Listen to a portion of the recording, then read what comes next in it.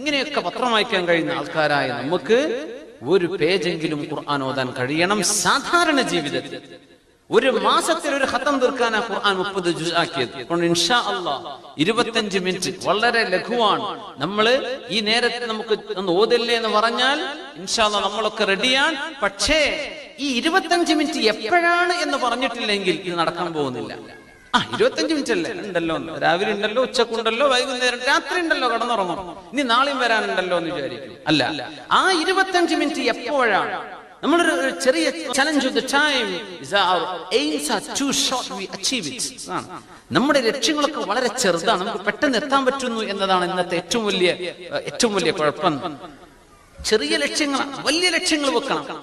നമുക്ക് 2 ജുസ്ഓ, ഒരു 3 ജുസ്ഓ, ഒരു 3 ഖത്തമോ 4 ഖത്തമോ ഒക്കെ ഖുർആനിൽ എത്ര കഴിയുമോ നമ്മൾ ടാർഗറ്റ് ഒന്നും ഉയർത്തി വെക്കുക. എന്നാലേ നമുക്ക്